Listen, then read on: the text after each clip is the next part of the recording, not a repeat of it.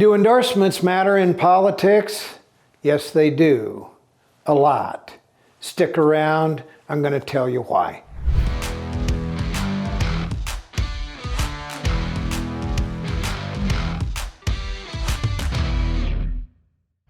We're going to spend the first half of this video talking about how endorsements help political candidates, and then we're going to spend the second part of it talking about different kinds of endorsements that you might want to seek in your race for public office. Stay with me. What does a political endorsement get you? Well, right at the get-go, it gets you credibility, even if you are a first-time candidate. And I'm going to share a quick story about that. There was a young man who once approached me. At the time, he was 29 years old. And he says, "My name's John, you've never met me, but I want to run for mayor of this particular city in the Hudson Valley." In that city, there were around 35,000 people.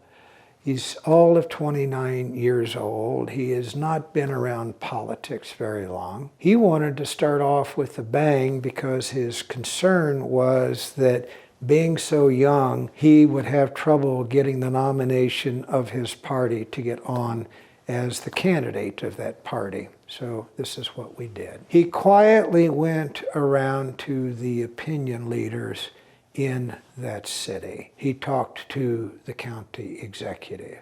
He talked to the mayor. He talked to a former mayor. He talked to the state senator that represented that district. He talked to the member of the assembly that represented a piece of his city. He talked to former city council people. And one by one, they were so impressed with his acumen and his understanding of the city that they all agreed to support him. So what we did, the day he announced, he didn't stand at the podium by himself. Lined up behind him were a group of very influential people standing on stage with him, all of whom endorsed his campaign almost a year before the election was being held. That one press conference, which was covered by the media, him standing at the podium with that picture of all those people behind him, stopped any chance that any other candidate was going to run against him in the primary, which was the whole point. Because they looked at that and said, anybody who's already lined up that much support this early in a political race is not somebody I can overcome. So that leads me back to this point, credibility. If you can do that on day one of your campaign, you're going to have an easier time getting what you want because it will preempt primary opposition to your candidacy. Now, the second thing, and this came out of that press conference that we did, it made the front page of the newspaper the next day. News traveled among influential circles. It was picked up by blogs. It made posts on social media. News that this young, unknown candidate had already solidified the political establishment behind him. In other words, what that press conference did was got him lots of wonderful attention by the local news media that was not only in the newspaper, it was on cable TV, the news outlet, it was on the radio, on social media. So the attention that he got only enhanced his stature even more. The third thing it did was establish some degree of viability. Because when people saw that, they concluded that a lot of these people who had agreed to endorse him had probably talked to him beforehand, and that he had laid out an agenda not only to win the election, but to do something positive for the city. They interpreted that as this is the candidate chosen by leaders in this city as the one most likely to win the election and make a significant change in this city. It enhanced his viability as a candidate. It actually gave him stature. That stature helped him open the doors of other influential people in that community. Because he got a lot of attention and looked like a credible candidate who was a viable candidate, it did open a lot of doors for him, because donors, having seen that, were much more willing to have a conversation with him about making a donation to his campaign. People who were used to volunteering in political campaigns in this city were very quick to volunteer. Because those doors were opened before we ever spent a dime on advertising, he accumulated a record war chest from people around town who looked at him and said, there must be something great about this guy. If these kinds of people are endorsing him so early, I'm going to let him in the door and I'm going to make a contribution to this young guy because this city needs change. Now, what helped as well were the volunteers, because there was a lot of stuff the volunteers could do. We began distributing literature in certain precincts.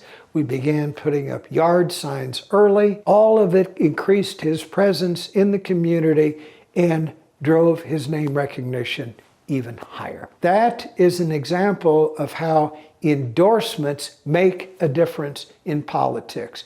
There are a million others I could give you, but this one illustrates the point as well as I can in the limited amount of time I have today. Now, let's dig down into the kinds of endorsements that a candidate might seek. Number one is an endorsement from a prominent office holder who is already well known and already pretty well branded, whose endorsement would send an important signal to people who like them that you are a chosen candidate. Now, here are two examples.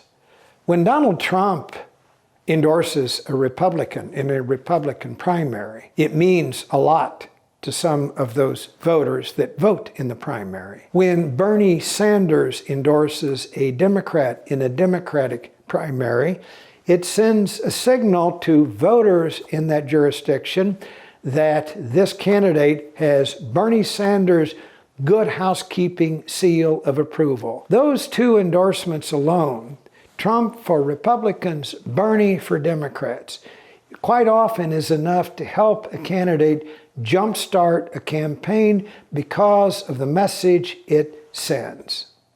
That's just one kind of endorsement. There are others. Influential people, opinion leaders in your community. It could be the head of the Chamber of Commerce. It could be a former public official who was very popular. It could be somebody who is just known to be an all-around good guy that everybody likes, who, when they talk, people listen. Those are the kinds of endorsements that are very helpful, and they all have them in a local jurisdiction. There's a finite group of people who are just considered the movers and shakers in that community, and if you can get an endorsement from one or more, that helps your stature as they are transferring their popularity and their standing to you by endorsing you, saying to voters, in essence, I know this candidate, I can vouch for this candidate would be a great choice for X office, whatever it is you're running for. Third category are special interest groups and cause-driven organizations whose endorsements send a signal about the kind of candidate you are and where you are aligned. If you're getting a lot of endorsements from public and private sector unions,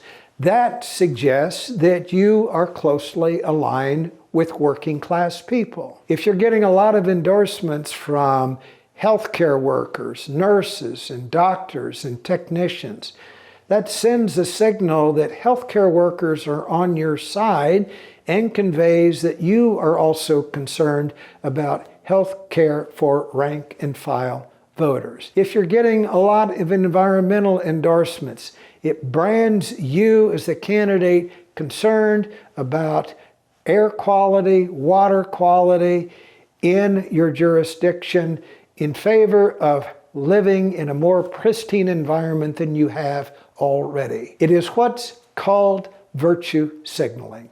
And the more of these groups that you can get in the corner, the clearer your brand becomes in a political campaign.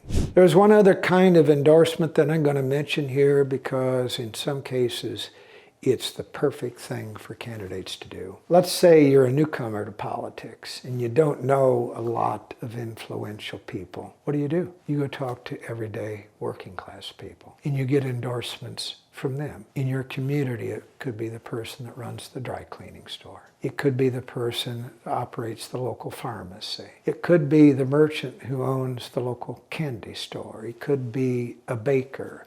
It could be the pizza maker. It could be the steel worker or another kind of worker if you have a factory in your community. These are endorsements, not prominent people, but working class people who in their own way, if they are put on your literature or on your social media, sends a message about your priorities and the kinds of people you are going to try and help when you are elected. All of these are helpful in a political campaign. All of them are important. I have not done a campaign in my lifetime where we have not used endorsements in our literature and our advertising because it helps candidates win elections. It helps candidates raise money. Now, one thing I did not go into in detail here, but it is a topic worth mentioning. A great social media campaign can help you win endorsements. If you'd like to know how to do that, click the link of the video below. How to create a social media campaign. Grab a pen because you're going to want to take notes when you watch it. By the way, if you're running for office or think you someday might, I have a free gift for you. 12 essential steps to prepare for a political campaign. It's yours for a click. Go to the link below, click it, and it'll be on its way to your email inbox.